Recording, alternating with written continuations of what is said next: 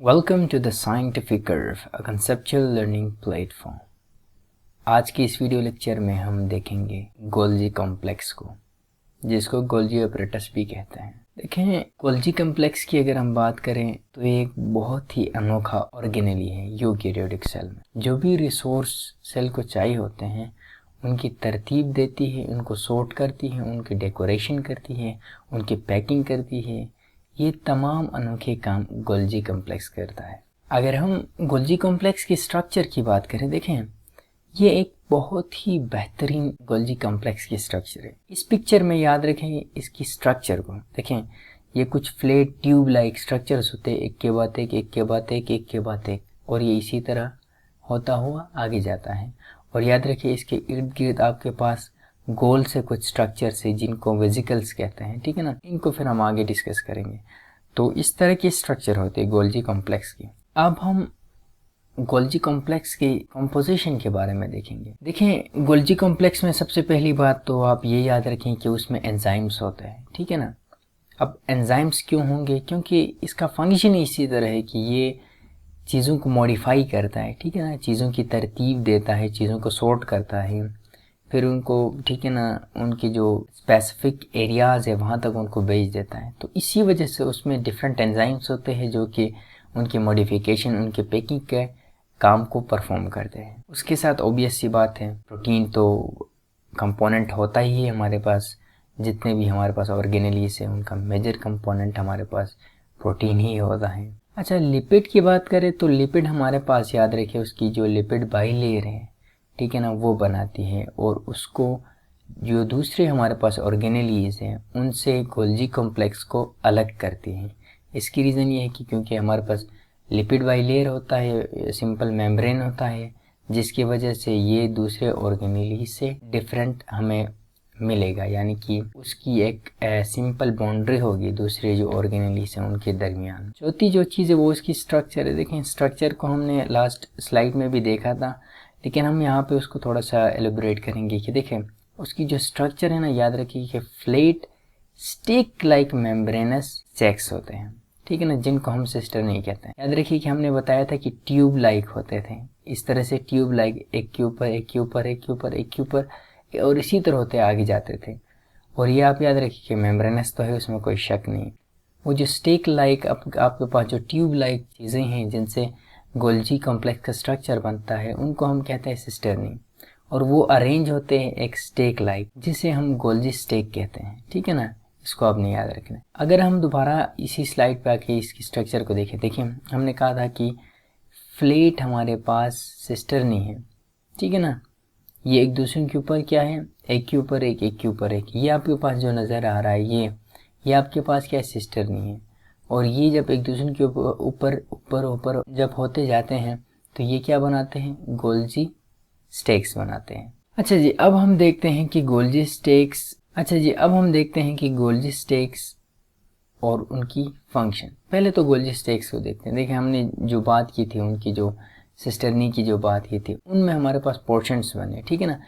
जो पहला हिस्सा है उसको हम सिस फेस कहते हैं, जिसको आप फॉर्मिंग फेस पे कहते हैं, क्योंकि ये आपके पास जो भी एंडोप्लाज्मिक रेटिकुलम से जो भी आपके पास रिसोर्स आएगा उसको ये सबसे पहले अपने साथ बाइंड करेंगे। इसीलिए हम इसको फॉर्मिंग फेस भी कहते हैं, ठीक है ना, क्योंकि ये चीज़ों को अंदर लेता है फिर उनको थोड़ा तरतीब देता है, ठीक है ना। उसके बाद ओबियसली दरमियानी हिस्सा आता है जिसको हम मीडियल गोल्जी नेटवर्क कहते हैं, ठीक है ना।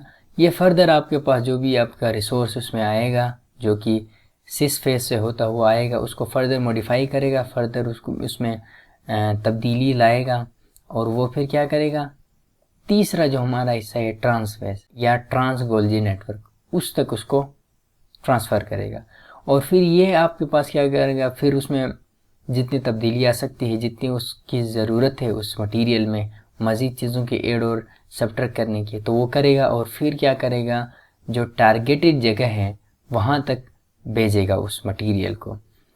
वो टारगेटेड जगह आपके पास प्लाज्मा मेम्ब्रेन भी हो सकता है, लाइसोसोम भी हो सकते हैं, और एंडोसोम भी हो सकते हैं, और कुछ भी हो सकता है, ठीक है ना, कि सेल में दूसरे जहाँ पे भी एरिया हो वहाँ पे वो उसको ट्रांसपोर्ट करेगा। अच्छा जी, अब फंक्शंस की बात करें तो देखिए ये बहुत ही मज़ेदार फंक्शन करता है, ठीक है ना, ये गोल्जी कॉम्प्लेक्स। तो पहला फंक्शन ये है कि प्रोटीन की तरतीब करता है, ठीक है ना, प्रोटीन में मॉडिफिकेशंस करता है, प्रोटीन और लिपिड दोनों में मॉडिफिकेशन करता है और जो इसकी डेस्टिनेशन है वहाँ तक उसको भेज देता है। अच्छा, दूसरा ये लिपिड की प्रोसेसिंग करता है, लिपिड को मॉडिफाई करता है, लिपिड को सिंथेसाइज करता है और फिर उसका जो डिज़ायर्ड लोकेशन है, जो उसकी जहाँ पे ज़रूरत है वहाँ तक उसको ट्रांसफ़र कर देता है। उसके बाद कार्बोहाइड्रेट मॉडिफिकेशन आता है। देखें, कार्बोहाइड्रेट को ये मॉडिफाई करता है और ग्लाइकोप्रोटीन जैसे मैक्रोमोलिक्यूल्स को बनाता है। सबसे जो इम्पोर्टेंट फंक्शन है गोल्जी कॉम्प्लेक्स का वो क्या है कि वो गोल्जी वेजिकल्स बनाता है। और वेजिकल डिफरेंट टाइप के होते हैं, हम आगे डिस्कस करेंगे कि किस तरह के वेजिकल्स को ये बनाता है। अच्छा जी, अब डिस्कस करते हैं कि गोल्जी कॉम्प्लेक्स केमिकल्स की मॉडिफिकेशन को किस तरह परफॉर्म करता है गोल्जी कॉम्प्लेक्स। अच्छा जी, अब आगे चलते हैं, देखते हैं कि गोल्जी कॉम्प्लेक्स आपके पास क्या करता है। जो भी प्रोटीन आता है रफ इंडोप्लाज्मिक रेटिकुलम और स्मूथ इंडोप्लाज्मिक रेटिकुलम, सबसे पहले तो मॉडिफिकेशन का काम करता है, ठीक है ना। मॉडिफाई इस तरह से करता है कि वो स्पेसिफिक फंक्शन को परफॉर्म करे और फिर इसी प्रोडक्ट को, इन्हीं प्रोडक्ट को जो मॉडिफाई हुए हैं इनको वेजिकल की फॉर्म में, ठीक है ना, वेजिकल की फॉर्म में एक्सपोर्ट करता है। देखें, गोल्जी कॉम्प्लेक्स सबसे पहले प्रोटीन को लेगा रफ इंडोप्लाज्मिक रेटिकुलम और स्मूथ इंडोप्लाज्मिक रेटिकुलम से, फिर उनको मॉडिफाई करेगा ताकि वो स्पेसिफिक जो फंक्शन है उसको परफॉर्म करे और फिर उनको जो मॉडिफाइड जो प्रोडक्ट है हमारे पास उनको एक्सपोर्ट करेगा in the form of vesicle की फॉर्म में। अच्छा, यहाँ पे बहुत ज़्यादा इम्पोर्टेंट एक नोट है, ये आप अपने जहन में रखें कि सर्टेन जो हमारे पास ऑर्गेनेलीज होते हैं सेल के अंदर, मुख्तलिफ हमारे पास कुछ ऐसे ऑर्गेनेलीज होते हैं जिनको गोल्जी कॉम्प्लेक्स बनाता है। उनमें आपके पास लाइसोसोम्स आते हैं, पेरोक्सिसोम्स आते हैं, ग्लाइकोक्सिसोम्स आते हैं, ठीक है ना। ये जो ऑर्गेनेलीज है ये आपके पास गोल्जी कॉम्प्लेक्स से ही आते हैं in the form of vesicles, ठीक है ना। और इसी वजह से गोल्जी कॉम्प्लेक्स को बहुत ही ज़्यादा फोकियत हासिल है, बहुत ही ज़्यादा इंपॉर्टेंस हासिल है सेल में, क्योंकि आपके पास ये जो लाइसोसोम है, पेरोक्सिसोम है, ग्लाइकोसोम, इनका बहुत ज़्यादा प्रॉपर फंक्शन होता है सेल में, मोस्टली लाइसोसोम्स का। अच्छा, अब देखते हैं कि गोल्जी कॉम्प्लेक्स लिपिड में क्या वो काम करता है, ठीक है ना, लिपिड की प्रोसेसिंग कैसे करता है उसको हम चेक करते हैं। सबसे पहले तो आप याद रखें कि ये आपके पास क्या करता है, लिपिड को सिंथेसाइज भी करता है और लिपिड को मॉडिफाई भी करता है।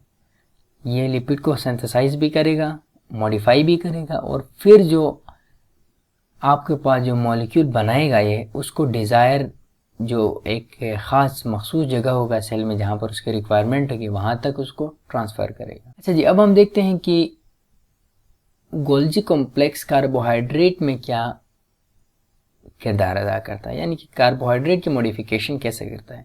याद रखिए कि हमने डिस्कस भी किया था कि कार्बोहाइड्रेट को ये मैनिपुलेट करेगा, ठीक है ना, उसमें मॉडिफिकेशन करेगा और ये आपके पास क्या बनाएगा, ग्लाइकोप्रोटीन या ग्लाइकोलिपिड बनाएगा जो कि मैक्रोमोलिक्यूल है, जो कि एसेंशियल है हमारे पास प्लाज्मा मेम्ब्रेन के लिए, ठीक है ना। अच्छा जी, अगर हम इसको कंक्लूड करें तो देखें गोल्जी कॉम्प्लेक्स इतना ज़्यादा फेमस ऑर्गेनेली नहीं है, लेकिन गोल्जी कॉम्प्लेक्स को आप इग्नोर भी नहीं कर सकते, क्योंकि ये एक बहुत ही इम्पॉर्टेंट मशीनरी है सेल में, जो कि बहुत सारी करेक्शंस को करता है आपके सेल में और आपके सेल को अच्छी तरीके से परफॉर्म करने में मदद देता है। So we are done with Golgi complex.